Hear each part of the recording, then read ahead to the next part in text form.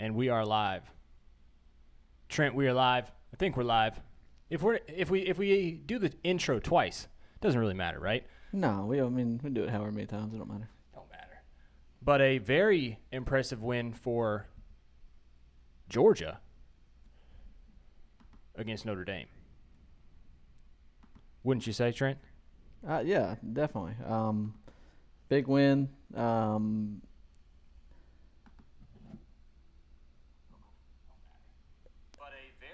We got sound.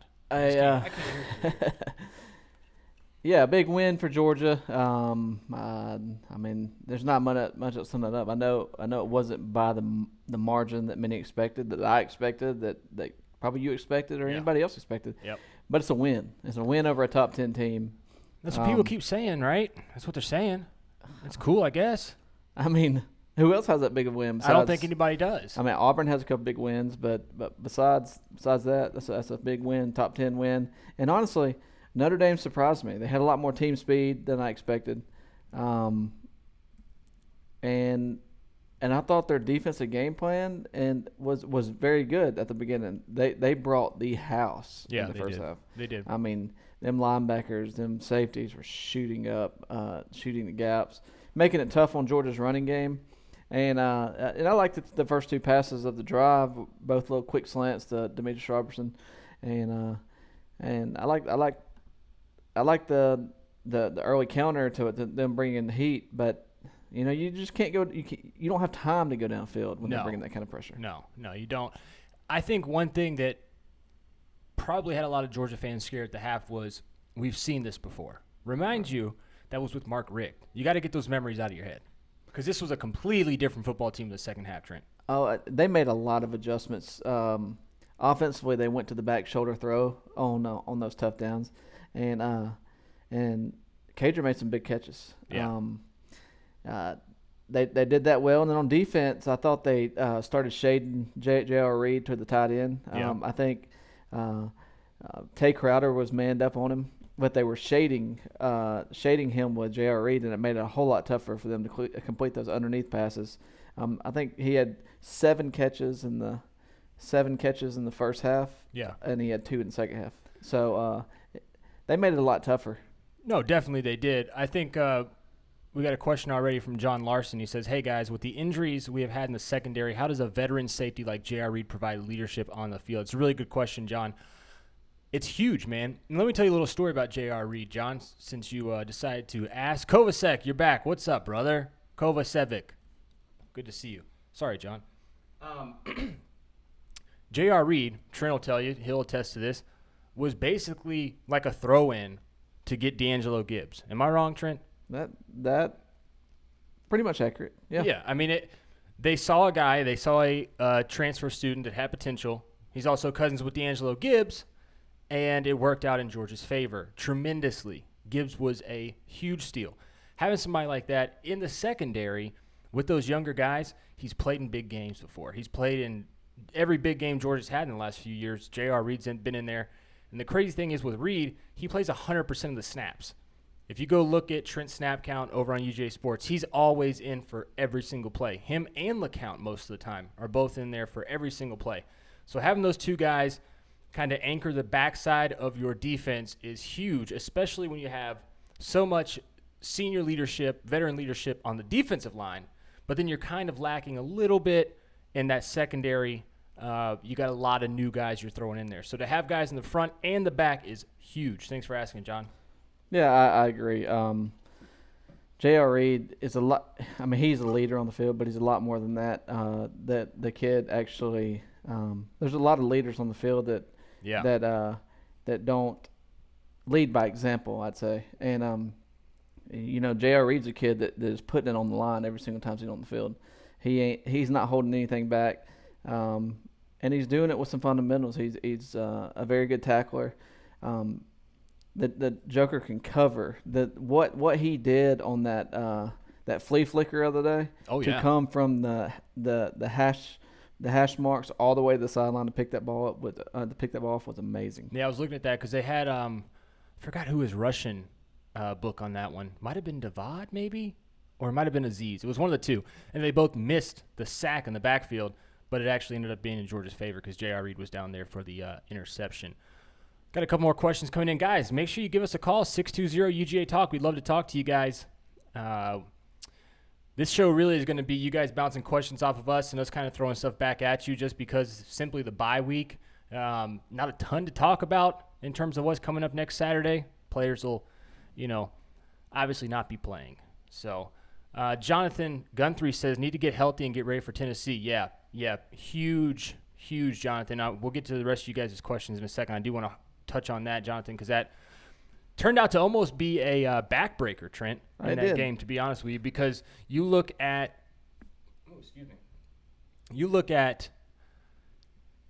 no Eric Stokes, no Tyson Campbell, Tyreek Stevenson. Kirby said after the game in his press conference he felt very comfortable with him being out there, but at the same time he was a young guy. You couldn't have him out there and DJ, who's a new guy to the system as well. So you saw Tyreek step in that corner role.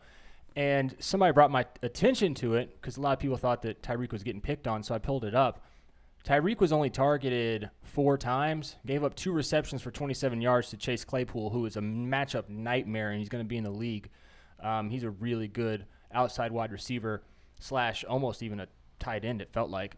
He did give up the touchdown, though, to Claypool.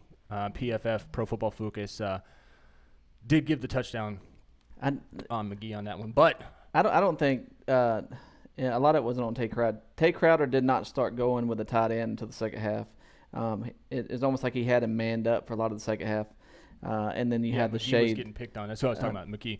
And then Crowder came in, though. That's kind of put that stop. McGee? Yeah, I was talking about McGee. But what you're talking about was getting to the next part. They locked down that tight end in the second half. Yes, but McGee didn't. They should have picked on him more. Oh, yeah. There was you got 6'5" going against 5'9". Claypool's a matchup night. He's going to be a matchup nightmare all year long. They should have, and Notre Dame did not take advantage of that like they should have. They should have attacked that matchup as soon as McGee got on the field. They should have attacked that matchup from the beginning. Got a couple more questions coming in. Guys, make sure you give us a call, man. 620-UGA-TALK. Love to hear from you. Kovacevic, what's popping, man? He says, and to be honest, guys, I haven't read anything that you guys have said, so please don't put anything nasty in here. Rumors swirled a bit last week that Isaiah Wilson will leave after this year. I hope that's garbage. Okay, so we're 4 weeks into the season, so that's kind of where you want to take this conversation. We can. Who's impressed and pushed up their draft stock, and who hasn't really done anything? I think Isaiah Wilson's one of those where he was going to have to come out and have a monster season this year to leave. Yeah, I think his intentions are to have that season, and his intentions are to come in, have that season, and leave after this year. Correct. The intentions don't always happen. Like D-Rob, his intentions were to come here and to Athens, play last year, and go to the NFL. But, your intentions don't always get through. But I can tell you one thing. Isaiah Wilson loves Athens. He loves the University of Georgia. And if he's not ready and he don't feel he's ready, and Pittman's going to give him good advice to tell him whether or not he's ready because he's put the guys in the league, then he'll be back. But he's one guy that, in my mind, through these first 4 games with the injury, things like that, has not improved his draft stock enough for me, and I'm not a draft scout guy. He's got all the potential in the world. For me, I don't think it's pushed it up for him. Now I will say this: as far as that goes, no, I don't think he's played up to that potential just yet. But what he did in the second half, in the first half, the Joker didn't even have his helmet on. The Joker wasn't ready to play. He wasn't expecting to play. No, I don't think he was. And I think at halftime, he made them aware that he could play, I can play, and got double checked out or whatever by the trainers, and they put him in. It just goes to show you, though, Trent, what you said. Dude loves Athens. Dude loves the University of Georgia. I don't think, like Trent said, I don't think he was supposed to play in this game. No, if it was 20-7 at halftime, Georgia's favor, I don't think you see Wilson. And a kid like Demetrius Robertson. Correct. They're saying that he didn't even practice last week or anything. So he comes out. He's got obvious limp. He's obviously not full speed. Yeah. Every single time he's trotting back to the sideline, he's obviously not full speed.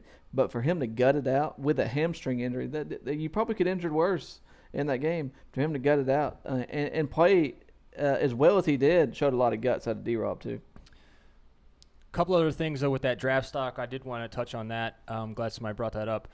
Jake Fromm, for me right now, kind of in that steady range. He's not moving anywhere. I know on a lot of draft boards, though, Trent, he's out of the first round completely. I did notice that this week.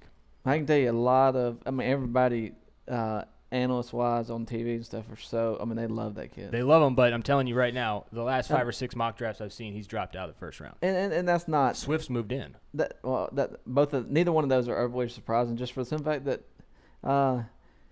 Fromm doesn't have to put up 300, 400 yards a night and show off his arm downfield to win games. And that's what right now when you're moving NFL draft boards around, that's what people are looking at. They're looking at big stat games, stuff like that. And what things change when you get to those at the end of the year, those pro days and stuff like Combines, that. And because just for that reason, I mean, there's other kids that are showing different things on tape that Fromm's not necessarily showing in games because he doesn't have to, and that's not the offense Georgia's running. And those things come up at combines or however they grade you out at the end of the season. Yeah. Question coming in from James Schuler. What's up, James? Thanks for coming back to the show, brother. Said, it was impressive to see backup corners in the game and control their sides of the field. Yes and no. I think that you really could have locked it down had you had Eric Stokes and Tyson Campbell in there. It really would have been probably a much different game. Just from the terms of you sitting on the edge of your seat the whole time, I think they would have had you more lean back, recline a little bit, sipping on that beer instead of trying to shotgun one before the next quarter. And I know a lot of Georgia fans are unhappy with I wouldn't say unhappy with the win, but are not as pleased with the overall score. And I can tell you this. If you had told me that Notre Dame was going to throw 47 times against 2 backup corners for Georgia, I would have said Georgia loses the game. I just don't see. And that's anybody in the country. It's not Georgia. It's anybody in the country. You're having a top 10 matchup. You're playing number 7 team. Even though it's at home, you got 2. They were a playoff team last year, right? Yes. Oh, okay. I was just checking because everybody's acting like they weren't, or like they weren't as good as they were supposed to be. They were a playoff team last year. I was just making sure. I mean, they've lost 2 games in their last 20 or something like that. So, they're a quality team. They were impressive to me. I thought they were a lot better than I expected them to be. Yeah, me too. I mean, obviously, I said on the show last week, 42-10. That didn't come out too hot for me. But you look at it. You take away the Tyler Simmons fumble. Yeah, it's a completely different game. Completely different game. Dondarian Simpson says if Wilson leaves, we'll be fine. We will have no big drop off. I don't know, man. You have Wilson leave. You have Solomon. Is Solomon a senior? Junior. Redshirt. Okay. Him and Ben Cleveland are redshirt juniors. Yeah. So you have Isaiah leave and Andrew leave. Yeah, you have depth, but I would rather not both of them leave if you don't have to. I get what you're saying, though, Mr. Simpson. Well, Andrew Thomas is gone.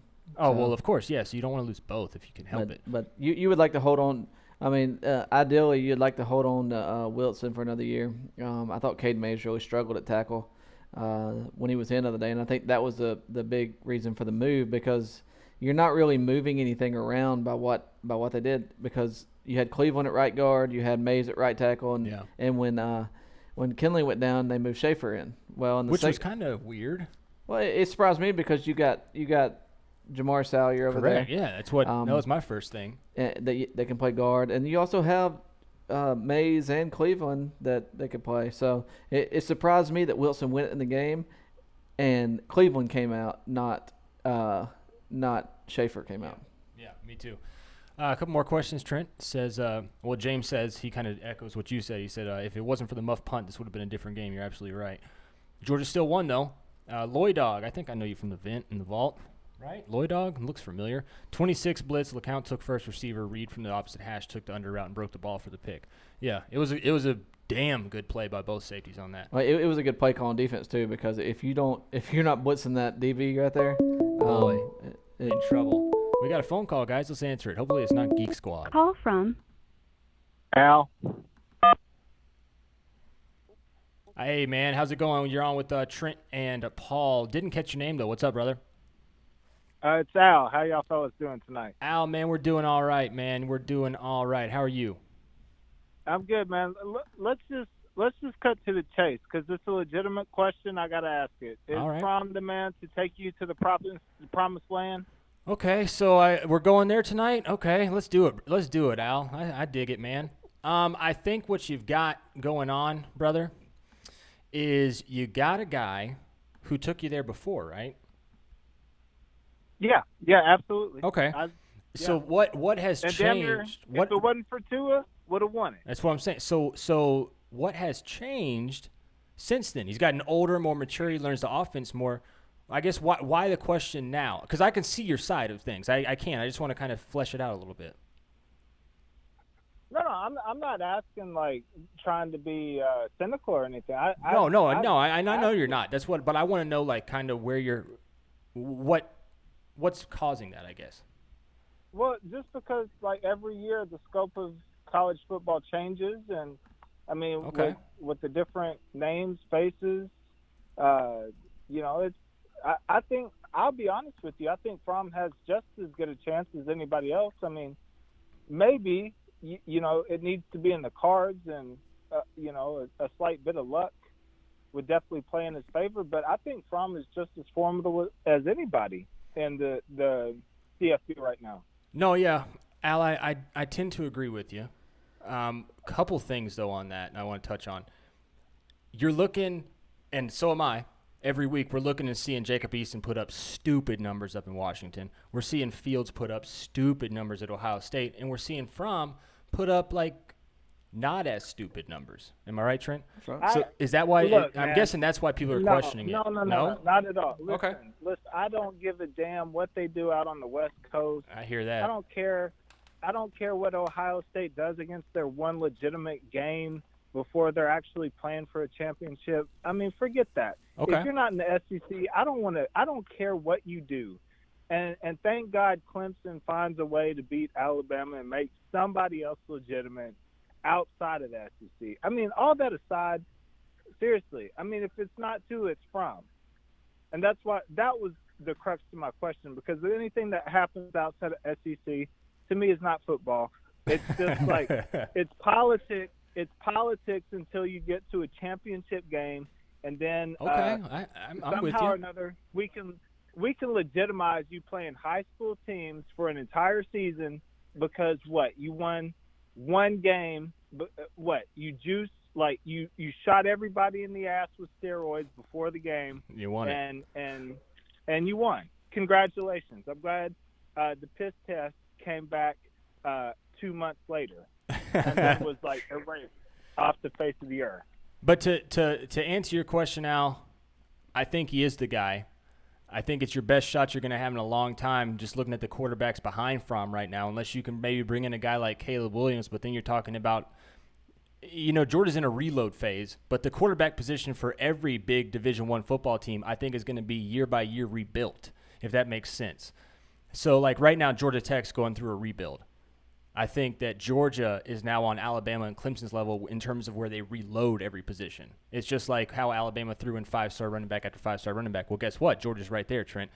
I think the problem you're going to run into, though, if you don't do it this year with Fromm, and let's say he stays next year is your last shot for a while, I think. Yeah. I mean, I think Fromm has all the potential to lead Georgia to a national championship. I think the problem is then a lot of people doubt him is because I think Kirby trusts his defense too much not to open it up and let Fromm roll. Fromm really succeeds in that fast pace, and Georgia should be running that fast pace a lot more than they should. And when you got a defense-minded head coach like Kirby, he doesn't want his defense on the field that much, and I think that's one area where what's going to change in the future, and I wish it would change right now because he's got a quarterback that can do that. Right. But I mean, I think Jake Fromm's the guy. Jake Fromm was, one or two plays away from winning a national championship, or one play away, really. Yeah. And Fromm was had Alabama beat last year, and if he beats Alabama last year, you don't. There's no clue what happens because then you go to the playoffs that matches Bama and Clemson up game one. So, I think Fromm's the guy. I think Fromm can very well do it. I think Kirby's got to put full trust in him to do it, and put full trust in the offense coordinator to call the plays to let him roll a little bit more. Al, it's probably the more answer than the question you asked for. Well, we appreciate you calling in, brother. Give us a call next week, man. Keep repping that 501 area code, brother. Yes, sir. All right, Y'all man. Take care. Good luck. Yes, sir. That's Big Al right there, guys. Big Al was on the horn with us. Trent, he makes a valid point, though. A lot of people think about it. Is he the guy to take Is he the guy to take my dogs? I think he's the best shot you got right now. I mean, there's no doubt about I'm saying that. for right now, like the next 5 years, probably. I mean, I don't know because you never know how a quarterback is going to. You never know what happens next 5 years. I would have never thought 5 years ago that Saban was going to open up the offense and let his defense be on the field a lot more. But we got a phone call. Sorry to cut you off there, Trent. Call from James. Hey, James, what's going on? You're on with Paul and Trent. How's it going, brother? What's up, guys? How you doing? Man, we're doing all right, brother. We're doing all right. Just talking little dogs. Where are you calling us from, James?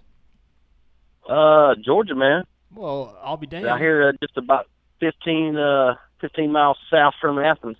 Okay, so you're in what, like Madison County? No? Winder Barrow area. Winder Barrow, boy, I went to Monroe area. It's a small world. Come hop on board. What you calling in for, brother? Look, I just want to spin a little bit off the Fromm conversation. And I know that we don't have the type of offense that is going to let him put up flashy numbers, but never. But you look at and I'm just going to go away from this or just go with the Notre Dame game as an example. There was several throws in that game where if you're a pro scout, that you've seen some elite level throws from Fromm. No doubt. Now, I'm talking about one for instance where he let that thing go to the corner of the end zone, and granted, that's an NFL throw. The one to Cager for the touchdown that you're talking about? Yes. Yeah, that was a really nice throw. Guess who used to throw those up to a couple years ago? Javon Wims made Fromm's freshman year magical, and now the dude's busting it in the league. I would suspect Cager could potentially do the same thing. But yeah, he's been throwing. When he gets an opportunity, Trent, he throws a I can tell you what else with the NFL throw on Saturday was the throw to D-Rob. It was kind of a back shoulder fade in the end zone. He had one-on-one coverage, but that was an NFL throw too. I mean, he made a lot of NFL throws on Saturday night. Yeah, that's the one to that right corner of the end zone I was talking about. Yep. I mean, that right there is one hell of a throw. And I mean, there's not many guys who can put that on a dime. If I recall, he was moving to his right, so he was on the run. He's running away from the blitz and threw it kind of. Yep. He moving towards the band. Yeah. Yep. Kind of his body was moving towards the band over there. Yeah. Yeah, that was a crazy throw. That was a crazy throw, James. I think he's got what it takes, man. I'm interested to know why these NFL draft scouts are moving him down. They're moving him so far down. Like, he was a first-round top 10 guy before the season. Now you can't hardly find him on any of these sites. Not that it matters, James. It doesn't matter. Jake Fromm's certainly not looking at that right now. He's focusing on the team. I mean, I don't see – because they had – let me count. They had Tua. They had Justin Herbert. Some of them have that De'Aaron King guy, but this was before he decided to transfer, so that's out. And he's only like 5'9". Justin Herbert, Tua, there was like two more guys that have jumped up the board. I mean, but look. But anyways, all these draft boards, all they are these mock drafts. Clickbait. All they are is, I mean, it's basically clickbait. Yeah, I mean, all you're doing is going with the name the media is talking with. Yeah. I mean, everybody's talking about Tua. Of course, he's going to be up there. They ain't going to leave him out. Everybody's talking about that Oregon quarterback. They ain't going to leave him out. Nobody's talking about Jake Fromm. He's putting him 150 yards a game. Yep. But those mock drafts don't mean anything. Go ahead, James. My point to it was, I mean, you look at what those other quarterbacks are doing against elite defenses, and when they face elite defenses, they're non-existent. I agree with that. I mean, if you look at Tua's numbers last year against the 8 teams that were 7-5 and below, or something like that, or 8-4 and below, he had like an insane number, 38 touchdowns and 0 interceptions. But you look at his numbers against Georgia, Clemson, who's the other game, Oklahoma. Yeah. Those numbers changed drastically when he started facing elite defenses, and I think Georgia was the first team that actually exposed him. James, I'm going to finish out with this because we got other people beeping in, brother. First off, we appreciate you calling in, my dude, and giving us some talking points. Please join us every Thursday at 8 o'clock. We keep repping that Winder Barrow. Even though Got you, brothers. Go Dogs, man. Monroe's better. But we'll see you guys. Well, back in the past it wasn't, but right now it is. Yeah, you're exactly right. We were 0-11 my senior year, brother. Take it easy. Or 0-10. Yeah, we only played 10 games. I know we had somebody else beeping in. Go ahead and give us a call back. But yeah, there's going to, and it's crazy, man. I just wonder, is there this much divisiveness with Trevor Lawrence at Clemson or Tua at Alabama? Like, I feel like, Trent, like 75% of the fan base thinks Fromm is the guy. Oh, no doubt. 25% think that they could throw the ball better. No. 5% think they could throw the ball better than Fromm, and 20% think that he can't get Georgia to the national title. He's already done it. But listen, all these Heisman and all this stuff, all this talk. Is that what it is? It's just stats and the culture we're in now? But it's all political because let me tell you this. He's not the guy for that. You put Trevor Lawrence right here, and believe me, I can tell you since in high school I think Trevor Lawrence is going to be a first round draft pick. This is nothing against him, but you put Trevor Lawrence right here, you put Jake Fromm right here. Who's had the better year? Probably Jake. I mean, Trevor's thrown like 5 interceptions already. Yeah, we got a call. Call from Gerald. Gerald, what's going on, man? You're on with Paul and Trent. You sound like you're at like a Bojangles right now, brother. What's going on? Yeah, I got to mute my TV. Oh, okay. Well, mute that thing up, Gerald. Where are you calling us from, brother? Lafayette, Georgia. Fayette, Georgia. That's a little ways. Lafayette. Oh, Lafayette. Lafayette? Yeah, it's about 20 miles south of Chattanooga, Tennessee. I've never heard of that, Gerald. So you learn. They say you learn one new thing every day. I've never heard of that, but I'm glad you're calling in, brother. What you got for us, big dog? I was talking about Fromm. It ain't so much Fromm, it's the offense they run. Well, yeah. I mean, he's not going to put up. That's the problem. Yeah, he's not going to put up Jalen Hurts numbers at Oklahoma running in James Coley's offense. It's not going to happen. All right, let's not say he's not going to put up Hurts numbers playing in Kirby Smart's offense. Yeah, that's what I said. Oh, that's what I meant. Thank you. Yeah, not James Coley.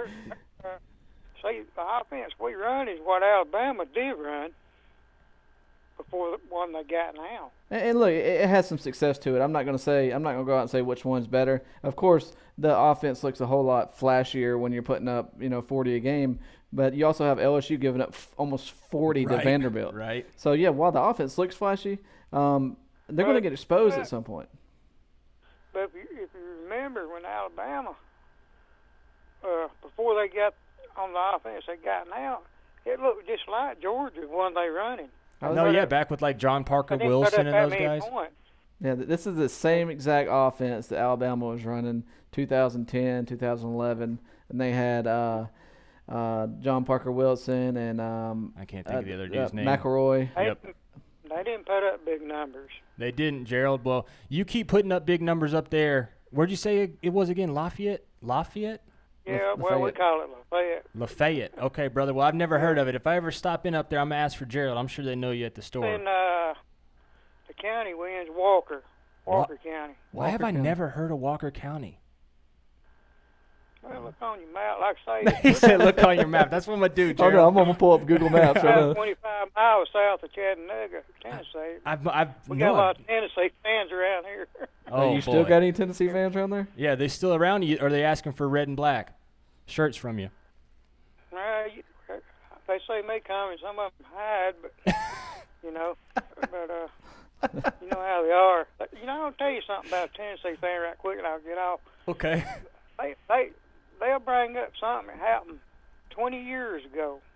I was talking to one here the other day that didn't have rum. They said, yeah, don't you remember one time we beat y'all in 1996? I ain't joking you, man. I ain't lying to you. What's that got to do with now? That's all they got to hang their hat on, Gerald. Man, you are. Hey, y'all have a good night. And yeah, man. Thanks for brightening up the night, man. Call in again, Gerald. We love talking to you. All right, bye. See you, man. That joker was slap crazy, brother. I love it, man. I love it. Felt like I was talking to like somebody's grandfather right there. That was awesome, Gerald. Keep calling in, man. I'm going to look on my map for Walker. Lafayette? Yeah, I guess. Oh. Well, All right, where we at to now? But I mean, the Fromm talk. And we're gonna move from offense coordinators. I know we talked James Coley, we talked Jim Chaney, but I can honestly say, and a lot of people are on James Coley the other night. Listen, in that first half, yes, some play calls could have been different. I thought Georgia expected them to load the box. I don't think they expected them to throw what they threw at them. Yeah. That was straight zero. I mean, that was zero covered. They were sending 6-7 guys, and that screen, the first screen, they threw that halfback screen to DeAndre. If Ben Cleveland just chips that guy, he's got 50 yards. He might score. Yep. They throw a little slot screen out that Wolf misses the block on. There was a lot of plays that I thought were good play calls that the kind of calls you have to make when they're sending the heat like that you're just a block away from really executing it. So are we talking about the first quarter when you went like 11 of 12 for 59 yards? Yeah, because, and a lot of that was due to Georgia was missing a lot of blocks in open space. Yeah, because when you start running those RPOs, if you miss one block, the play's over. If you recall a play that they had Jake Fromm roll out, it was kind of a design tight end screen with Wolf blocking in front of Warner, and Wolf straight up missed the block. I think if you have that the opposite way, you have Wolf catching the pass and Warner blocking. Yep. That's a total different. It ends up totally different. We got another call, man. Call from. Hey, this is Eric Odom from. To accept, press 1. To send a voicemail, press. Eric Odom, what's going on, man? You're on with Paul and Trent. Hey, great, man. I'd love to be here, man. I'm watching a little bit of NFL football. Heck yeah, that's why we do it on Thursday nights, y'all man. Great. Y'all are great college football fans, I know, and so am I. And I want to talk a little bit about Georgia, man. I want to talk about the win over Notre Dame. I mean, I know that Georgia was favored by 14, but, come on, man. That's a great win, for Georgia and going on in the season, just like Alabama does, they get better with each game. What do y'all think? No, yeah, I appreciate the call, brother. I'm going to open up the phone line so we can we'll talk about it right here. Eric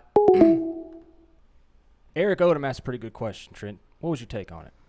It's a good win. It's no doubt about it. But you have to think about why it's a good win. For the simple fact that Georgia played a full game, gave up a touchdown from 8 yards away. That's really the only touchdown they surrendered into the last 5 minutes of the game. They gave up that one touchdown with two backup corners, and you got so many injuries. You had two offensive linemen out in the first half. Just the way they won the game and overcame adversity, I guess you would say. And nobody was expecting. Honestly, I wasn't expecting Tyson Campbell to miss. Nobody was expecting Stokes to go down. I wouldn't even have thought about a scenario of what would happen if Stokes went down. And the last scenario I thought was McGee coming in. Right. I thought you would see Tyreek Stevenson. But, to win a game, no matter road, home, top 10, with the many injuries that Georgia had and as many injuries that they were actually playing with D-Rob, I thought it was it's a very good win. I think the biggest takeaway is we can all be armchair quarterbacks, Eric, but I totally agree with you, brother. Huge win for the program. There's things that Georgia could have worked on. There's things that they could have gotten better on. I think on defense they whooped ass, straight up. They just opened up a can of whoop ass, especially in the second half, and put it to Notre Dame. And they beat a top 10 team that was in the playoffs last year at home. And this is the type of win that propels your season forward. This is the win that you look back on and you go, that's the win that won us the national title. Yeah. It's games like this that Georgia never won back in the day, man. I remember when I was a student over there, I would go to games and you would think Georgia would win. And then next thing you know, it's a noon kickoff. You're sweating your ass off and they're getting beat by Vandy. And you're like, man, we could have just stayed at home. Could have watched better football on the TV. Instead, we're out here sweating to death watching Georgia lose to Vandy. Every year you're going to have you go back and look at national championship teams. The last 10 years, and you're going to find you're going to go down their schedule and be like, goodness, they only beat so and so by 3 points, and you look from beyond that point, and it was kind of the turning factor of the season. Last year, you can think back, Clemson was beat against Syracuse. Trevor Lawrence had gone out with an injury.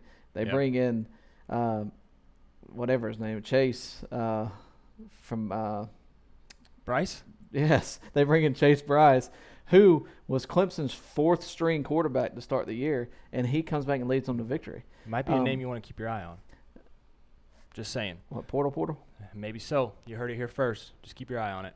Eric Odom says, we dominated, man. He just called in. I'm sorry I cut you off, Eric. I thought we had another call coming in. We could have talked to you a little more, found out where you're from, your interests, your hobbies, what you like to do for fun. If you like talking to Trent, if you don't, sorry, man. Call back in next time. We'll get you, brother. He said we dominated, though. We, as in Georgia, dominated the second half. First half, it was one of those things where the game almost seemed too big, and Notre Dame knew what they were coming into. Second half was straight up talent, straight up that dog in them that they wanted to win this game, and it was totally different. I did get a question right here, Trent, I want to touch on, though. We've gotten so many comments. And while you're looking for that, I mean, that's one good thing about Kirby Smart is what he's brought to Georgia. Under Mark Richt, I didn't think there was very many Georgia gave away a lot of games in the second half, and Kirby adjusts really well on the fly. Yeah, somebody's calling in. Let's see who it is. Call from. To accept, press 1. To send a voicemail. How's it going, man? This is Paul and Trent. We're live with you. We didn't catch your name, though, brother. Who's calling in? My name's Scully. Scully? Scully, yes, sir. All right, man. What's up, Scully? Is it Skully? Is that how you sell it? Yes, sir. All right, man. Where are you calling us from, Scully? I'm from Florida. Florida. All right, brother. What question you got for us today, man? My question is, with y'all Georgia, they always talking about how great y'all offensive line is. I didn't see that. I didn't see the greatness that Georgia has been talking about. How great their offensive line is. And Florida, the Florida Gators, they got about 3 or 4 people that can pass rush. That game right there is going to be a scary game for Georgia. I can tell you that now. We lead the nation in sacks. I've been paying attention to Georgia for a little minute. They got a lot of recruits. They got a lot of 5-star recruits, but one thing I know, when you bunch up a whole bunch of recruits at the same position, that doesn't really even make any difference when other people got players that spread it out. Y'all got a lot of 5-stars at offensive linemen, and a lot of them on at linebacker, and a couple sprinkling in at D-back. But that's not really balanced when you think about it. Okay. I like to hear you guys. Yeah, we'll get to that. Thank you for calling in, brother. So sound like Scully was not a Georgia fan, but a Florida fan, and I would completely have to disagree, Scully, that depth with 5 stars changes everything, bro. I mean, we're in a world of the transfer portal. So, I mean, you look at, and I'm not trying to down anything, but you look at Brenton Cox, and he was moving down Georgia's depth chart down 2 or 3, and there's been talk about he's Florida. I mean, he's been unreal. He's unblockable down in Gainesville. And can we hold on? Can we touch on this for a second, Trent? My man Scully said that Georgia is not better than Florida because they have more 5 stars. Is that what I got from that? I'm just wondering. Help us out in the chat, guys. I think Scully said Florida's better because they don't have so many 5 stars at key depth positions. I don't know. We're gonna move on. Look. Here's the lost, thing, brother. We've seen both teams play. I know that you've seen Florida play. I've seen Florida play. I've seen Georgia play. Florida is going to have to improve greatly to beat Georgia this year. Yeah, Kyle Trask does not want to see Georgia's secondary or outside linebackers or defensive line. There ain't nobody judging the season on what you do against Tennessee. I can guarantee that. There's nobody judging you. Now, I'm not saying Florida's a great team. They're another top 10 team. Florida has athletes. Florida has a very good secondary. Saw Trey Dean get a pick the other day. That's our boy. But look, you got to be able to Kyle Trask, if you're going to ask him to throw it 25, 30, 35 times a game. I can't wait till the Florida fan base changes on Kyle Trask because they like him right now. And then you see on Twitter, Kyle Trash. That's what they're going to do. They're just going to change the last name. But it's coming. You'll see it. Well, he came in after he got the quarterback got hurt. Who was that? Kentucky? They're playing Felipe Franks. But Kentucky. Yeah, it was Kentucky. And then he played a game against Tennessee. Let him play LSU in 2 weeks, and then come back and talk to me, because what he does against Tennessee. Yeah. If he proves it against LSU, more power to him. I'll give him all. I'll give him. I'll give him a shout out on the show. Yeah, we'll give Scully a shout out. But you're facing Tennessee, and we know what Tennessee is. They gave up 40 to Georgia State. So, boy. And I think Florida's only 5-star is actually from Georgia, who's a gift. It was like a welcome to the SEC. Georgia, and Florida leads the team in sacks, but you haven't played any offensive tackles. Paul, they ain't played nobody. They ain't played nobody, Paul. And Tennessee's filled with freshman offensive linemen at tackle, and when you got Wanye Morris, you got they're just not good. No. So James Schuler says the world is great when Florida fans call in or are so worried about UGA. That is kind of weird, bro. We're doing a UGA call-in show, but we'll move on from it, guys. We'll move on. I made the comment of the day. I said Kirby Smart has totally destroyed the SEC East. Oh, look what Tennessee is. Tennessee, you might as well put a torch and burn it up. South Carolina, might as well put a torch and burn it up. They're all talking about Georgia, and this is because what Georgia's done the last 3 years. Yeah. Georgia hasn't lost an SEC East game since 2016. Been a while. 2016 is the last time they lost an East game. 2016 is the last time they lost a home game. I mean, talk is good, but you're gonna have to beat Georgia to prove because Georgia's the king of the East right now. I was trying to find whoever made the comment, but I couldn't find it. So somebody made a comment though that said, "What did you guys think about the light show at the fourth quarter?" And somebody called it the Red Menace. Is that a thing? I haven't seen that. Amazing. It was pretty wild. Yeah. What they did from a productivity. Something.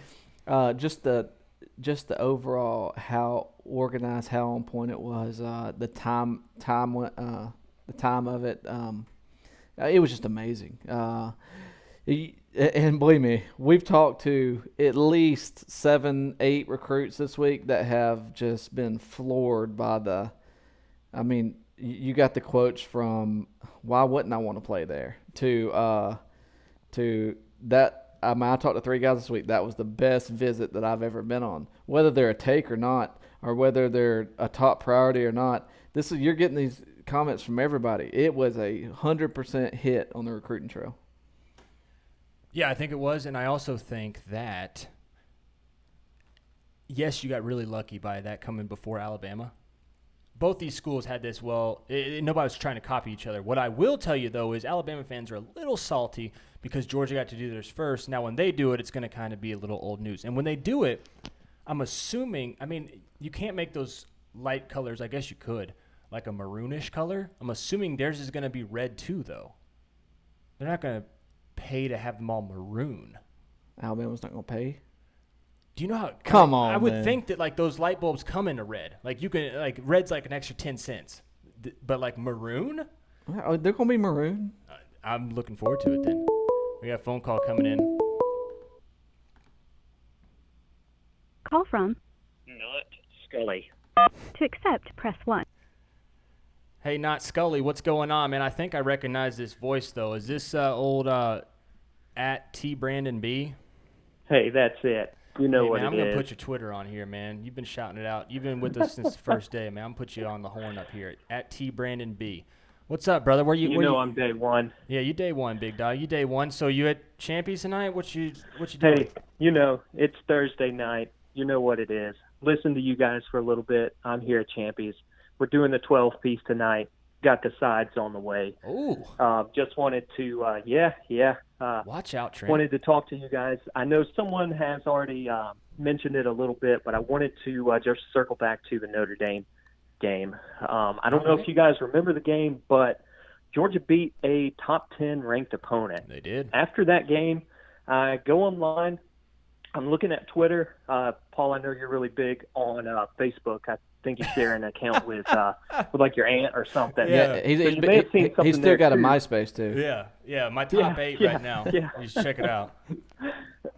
But I'm looking on Twitter. I hear on the radio, things like that. I'm not sure that anyone else other than me realized that Georgia beat another top 10 team. I don't think too many top 10 teams have gotten beat this year. I just wanted to get your thoughts on that, just where you think some of this negativity comes from. Maybe it's from, how much hype was around the game and the point spread going into it, but just what you thought about it. Well, first off, man, appreciate you calling in. I'm going to hang up and listen, as they say. Yeah. But, hey, I got the food coming. Yeah, so you got it coming. Anyway. So holler at Josh over there for us. Tell him we need a sponsorship. I know he just went in big on you last week. Tell him to come back again. He did. Throw a little more money on the table for us. Tell Josh what's up over there at Champies, and hold down the ATH for us until we get back over there, brother. All right. See you guys. See ya. He's exactly right, man, and that's kind of what I was getting at. At the end of the day, man, you beat a top 10 program in your house. You had a cool-ass laser show, red fire stuff going everywhere. There wasn't laser or red fire. But, I mean, as this story progresses, Trent, if you were at that stadium, 10 years from now, you can be like, man, I was there when, Georgia had dragons on the top of the field, and they shined that, that red fire out of their mouths. This is the type of game you're going to talk about, and it's going to be like that. Yeah, I mean, you started off the game with the 4 jets flying, or 3 jets flying over, 4, I don't remember. But you had the jets flying over. Then you had the pregame show. The lights are flickering. The lights go dim. I mean, if you're watching Kelly's pregame talk with CBS, they're interviewing. The lights are flickering all over the place. Yeah, it was pretty wild.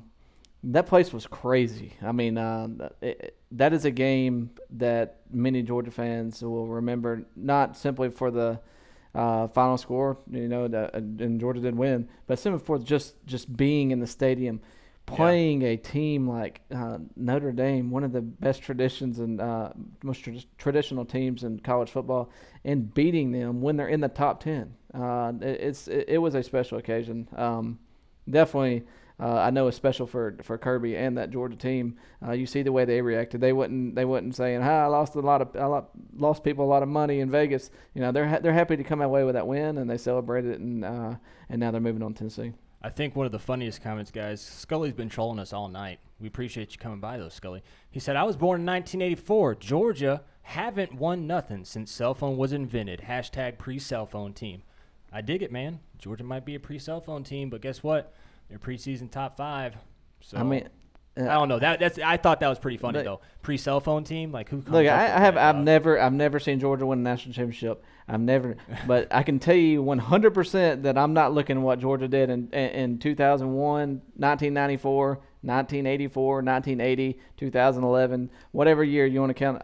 I look at present. You look at the football team that's on the field in 2019. That's the only thing you can look at right now. But they're pre-cell phone team, though. Because them defensive linemen in 1989 are not going to help. I'm telling you, man, they're a pre-cell phone team. I mean, Chris Leak's not coming back to win Florida National Championship. Pre-cell phone team. Scully with the comment of the night. Oh Lord. Hey, Enrique says I'm out. It was fun. Sleep well, Scully. You'll need rest leading up to the world's largest outdoor cocktail party. Guys, I think we're going to sleep too. Well, I'm going to eat first. Trent's going to go home. Now I'm going to sleep. But appreciate you guys joining us tonight, man. Before you guys head out, can you hit that like button? And if you haven't already, hit that subscribe button. And then there's a little bell next to the subscribe button. Lets you know new notification when we have videos pop up. Next week, we will have a backdrop. That's right. It's going to look a lot better. But I have the question of the day. Oh. Out of right field. Trent out of right field. Question of the day. What is your prediction on the Tennessee versus bye score on Saturday? Will Tennessee win? I thought it was South Carolina. They're both on bye this week? Tennessee's on bye week. Oh, yeah, they are. Okay. Yes, you're right. So who will win? I say bye week, dude, because Tennessee lost to BYU, so they might be losing to BYE too. But if you lose to BYE, like what if you have a suspended player? Then you automatically lose to BYE week. You lose to the College of BYE if you get a suspended player or somebody goes down with like a cramp or something like that. So I'm gonna take bye week. They're gonna need a bye week too. This is a huge game for Georgia coming up next week against bye week. Just strictly for the fact that they can get those injured players back. Hey, Tennessee's gonna get some injured players back. It's going to be a funky game. Jabs one of them in the throat. I'm not sure. Yeah, but, I don't know. Hey, it's getting bad up there, bro. Next Thursday night we'll be looking forward to Georgia traveling to Knoxville, Tennessee. Yes, sir. To see what happens as Jeremy Pruitt throws another product on the field and see how they do. Hey, real quick, what do you think that spread's going to be when it opens up? At least 24. I'm going like 31.5. You might be right. But I think I think I'm on the high end. If they take 31, right. I will probably just simply go under. But the minute I go under, it's going to go over. Georgia's going to win by 60. All right, guys. Thanks for joining. Hit that like button. Hit that subscribe button. And we out. Peace.